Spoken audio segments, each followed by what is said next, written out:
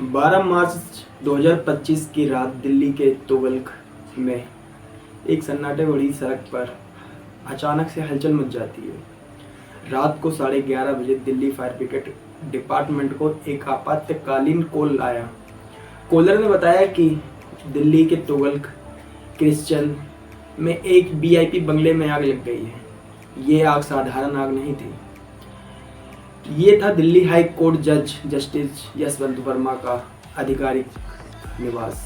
Fire department की गाड़ियां तेजी से तुगलक क्रिश्चियन पहुंची। आग बुझाने के लिए पानी की तेज बौछार शुरू हुई।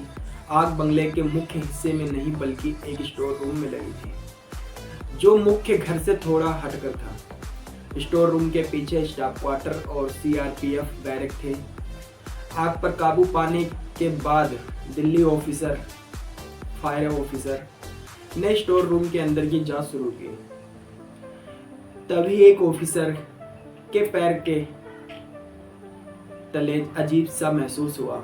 उसने नीचे देखा, जमीन पर जल चुके नोटों के बंडल बिखरे हुए पड़े थे। कुछ नोट तो आधे जल चुके थे और कुछ पूरी तरीके से जल के राख हो चुके थे। ये नोट 500 के नोट थे। ऑफिसर ने चौंक के कहा, महात्मा गांधी जल रहे हैं। उसकी आवाज में हैरानी थी। तुरंत फोटो और वीडियो लिए गए। ये नोट लाखों या शायद करोड़ों रुपए थे। जल्द ही पता चल गया था कि ये store room justice Yashwant Verma के बंगले का हिस्सा है। अनुमान के मुताबिक करीब 15 करोड़ रुपए के नोट वहां पाए गए। लेकिन कहानी में ट्विस्ट जब आया, जब जस्टिस यशवंत वर्मा ने कहा, मुझे इस पैसे के बारे में कुछ नहीं पता। फोटो और वीडियो में साफ दिख रहा था कि स्टोर रूम में नोट के ढेर थे। लेकिन जब जज का दावा था कि ये पैसा उनका नहीं है। उस रात जस्टिस यशवंत वर्मा और उनकी पत्नी घर पर नहीं थे। वे मध्य प्रदेश के सतपुड़ा वन्यजीव अभयारण्य में छुट्टी मना रहे थे। घर पर उनकी बेटी, बीमार माँ और स्टाफ, जिसमें निजी सचिव राजिंदर सिंह कर्की, घरेलू सहायक और सीआरपीएफ गार्ड शामिल थे, यानी मौजूद थे। आग की खबर मिलते ही बेटी और राजिंदर ने फायर डिपार्टमेंट को कॉल किया। रात 11:40 पे 11 फायर ऑफिसर और 11 दिल्ली पुलिस के जवान मौके पे पहुंचे। स्टोर रूम का ताला बंद था तो 2 सीआरपीएफ गार्ड ने लाठी से ताला तोड़ा।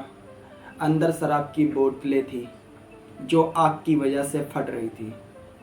आग बुझाने में 1 घंटा लगा। जब फायर ऑफिसर ने स्टोर रूम की जांच की तो उन्होंने जले नोट देखे। एक ऑफिसर ने अपने सीनियर स्टेशन ऑफिसर को बताया। स्टेशन ऑफिसर ने टॉर्च लेकर जांच की और फोटो वीडियो लिए। उन्होंने देखा कि एक जला हुआ कैबिनेट जमीन पर गिरा और उसके साथ नोट के बंडल बिखर गए। डीवी जनरल ऑफिसर को सूचना दी गई, लेकिन उन्होंने कहा कि ये वीआईपी मामला है, हंगामा मत करो। फायर ऑफिसर जस्टिस वर्मा की बेटी और राजिंदर को बताया कि स्टोर रूम में नकदी मिली है। राजिंदर ने जवाब दिया, कहा वहाँ सिर्फ घरेलू सामान है, कोई पैसा नहीं। पुलिस ऑफिसर उमेश मलिक और सुनील कुमार ने भी 1.5 फीट ऊंचे जले हुए नोट के ढेर देखे। सुनील ने अपने सीनियर इंस्पेक्टर को वीडियो भेजे, लेकिन इंस्पेक्टर ने कहा कि वे एक संवेदनशील केस में व्यस्त हैं। आग बुझाने के बाद पुलिस और फायर डिपार्टमेंट ने मौके से निकलने की तैयारी की। राजिंदर ने कहा कि उन्हें जस्टिस वर्मा से संपर्क करने की कोशिश की, लेकिन बात नहीं हो पाई उनसे। फिर 15 मार्च की शाम 4:50 के आसपास का टाइम हो रहा था। दिल्ली हाई कोर्ट के चीफ जस्टिस देवेंद्र वर्मा उपाध्याय को दिल्ली पुलिस कमिश्नर का फ़ोन आया। कमिश्नर ने बताया कि जस्टिस यशवंत वर्मा के स्टोर रूम में जले हुए नोट मिले हैं। चीफ जस्टिस ने इससे गंभीरता से लेते हुए देश के चीफ जस्टिस संजीव खन्ना को सूचित किया। कमिश्नर ने 2 अहम बातें बताई। पहला, स्टोर रूम हमेशा ताला बंद रहता था, और दूसरी, अगली सुबह स्टोर रूम में जले हुए नोट सामान हटाए गए। कमिश्नर ने कहा, ये इलाका इतना सुरक्षित है, आसपास संसद और रेल मंत्री अश्विनी वैष्णव के घर हैं, कि कोई बाहरी व्यक्ति स्टोर रूम में नहीं घुस सकता।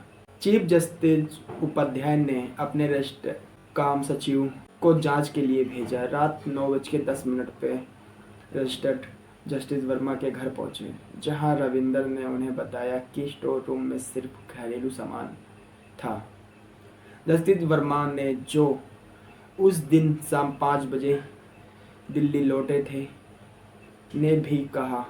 रजिस्टर्ड ने अंधेरे स्टोर रूम को मोबाइल फ्लैशलाइट से देखा, लेकिन उनकी रिपोर्ट में नोट का जिक्र नहीं था। फिर आते 17 मार्च 2025 सुबह 8:30 बजे chief justice Verma justice Upadhyay से मिले। उन्होंने कहा कि स्टोर रूम में पुराना फर्नीचर और गैर जरूरी सामान था और ये हमेशा खुला रहता था।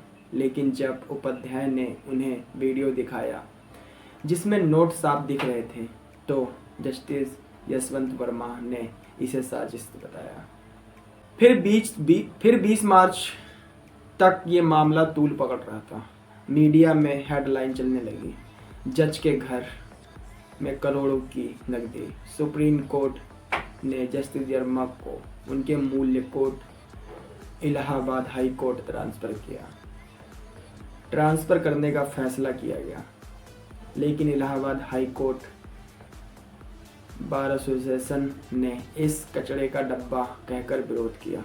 21 मार्च को सुप्रीम कोर्ट ने जस्टिस वर्मा से 3 सवाल पूछे। आपके घर में इतना पैसा क्यों था? सवाल 2, इस पैसे का स्रोत क्या है?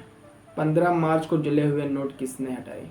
जस्टिस यशवंत वर्मा ने 6 पेज का जवाब दिया। उन्होंने कहा कि स्टोर रूम उनके मुख्य घर से अलग था। जस्टिस वर्मा ने 6 पेज का जवाब दिया। उन्होंने कहा कि स्टोर रूम में उनके मुख्य घर से अलग था, हमेशा खुला रहता था और वहाँ कोई नकदी नहीं थी। उन्होंने वीडियो देखकर हैरानी जताई और इसे साजिश बताया। उन्होंने कहा कि उनका परिवार बैंकिंग चैनल यूपीआई और कार्ड से लेन देन करता है। दिल्ली फायर सर्विस के चीफ अतुल गर्ग ने भी कहा उनके डिपार्टमेंट में कोई नकदी नहीं मिली। फिर 22 मार्च 2025 को सुप्रीम कोर्ट में 3 जजों की कमेटी बनाई गई। इस मार्च से 27 अप्रैल तक 10 बार बैठकें की और 55 गवाहों से पूछताछ की। कमेटी ने 3 सवाल पर फोकस किया। क्या स्टोर रूम में नकदी थी? क्या स्टोर रूम जस्टिस वर्मा के घर का हिस्सा था? जस्टिस वर्मा का जवाब क्या था? फायर ऑफिसर गवाह नंबर 5, मैंने स्टोर रूम में कदम रखते ही नोट देखे। गवाह नंबर 6, मैंने कहा महात्मा गांधी जल रहे हैं। गवाह नंबर 10, पानी के बौछार से नोट बिखर गए। सीनियर ने कहा वीआईपी का मामला है, चुप रहो। जो गवाह नंबर 8 था वो फायर सर्विस का ड्राइवर था। 20 साल की नौकरी में इतना जली हुई नकदी नहीं देखी, गवाह नंबर 8 ने कहा। कमेटी ने राजेंद्र और स्टाफ के बयान पर भरोसा नहीं किया। राजेंद्र ने कहा कि उन्हें नकदी के बारे में 6-7 दिन बाद पता चला, लेकिन वीडियो में उनकी आवाज़ सुनाई दी। जो स्टाफ का प्रमुख था, राहिल उसका नाम था, जो वीडियो में सुनाई दिया था, ये नकदी देखने से इनकार किया। लेकिन सीआरपीएफ गार्ड ने बताया कि 15 मार्च को राजेंद्र और राहिल स्टोर रूम की सफाई करवा रहे थे। कमेटी ने पाया कि जस्टिस वर्मा के दावों कि स्टोर रूम खुला था, नकदी वहां नहीं थी, ये विश्वसनीय नहीं है। स्टोर रूम फुटेज गायब थी और जस्टिस वर्मा ने इसे बचने की कोशिश नहीं की। कमेटी ने कहा कि जज को यह साबित करना होगा कि नकदी किसी और ने रखी थी। कमेटी ने निष्कर्ष निकाला कि जस्टिस वर्मा का कदाचार इतना गंभीर है कि उन्हें इलाहाबाद हाई कोर्ट से हटाना होगा।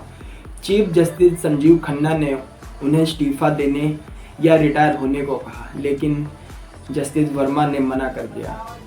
अब इम्पीचमेंट की प्रक्रिया शुरू हुई। इसके लिए लोकसभा में 10 या राज्यसभा में 50 सांसदों को प्रस्ताव लाना होगा। फिर एक 3 सदस्य की कमेटी जांच करेगी। दोनों सदनों में 2/3 बहुमत से प्रस्ताव पास होने के बाद राष्ट्रपति के हस्ताक्षर से जज को हटाया जा सकता है। 3 जुलाई से सरकार ने इस प्रक्रिया की तैयारी शुरू कर दी है और 23 मार्च को आसपास के सफाई कर्मचारियों ने जले हुए नोट के टुकड़े पाए। एक ने कहा, मैंने 3-4 दिन पहले भी 500 के जले हुए नोट देखे थे, लेकिन रहस्य अब भी बरकरार है। वो पैसे कहाँ से आए? क्या जस्टिस वर्मा साजिश का शिकार हुए या वे सच छिपा रहे हैं? कानून अंधा होता है, लेकिन क्या कानून के रक्षक भी अंधे हो सकते हैं? ये कहानी न केवल एक जज की है, बल्कि उस विश्वास की है जो जनता न्यायपालिका पर इतना भरोसा करती है। सवाल ये है, क्या सच सामने आएगा या ये रहस्य हमेशा के लिए दफन हो जाएगा? नमस्कार, आदाब, सत श्री अकाल। मैं आपका भाई आदिल। मेरे चैनल को लाइक करें, सब्सक्राइब करें और ज़्यादा से ज़्यादा शेयर करें, ताकि मैं और कहानियाँ आपके लिए ला सकूं। और मुझे कमेंट बॉक्स में बताएं कि मैं अब किस चीज़ पे कहानी बनाऊं।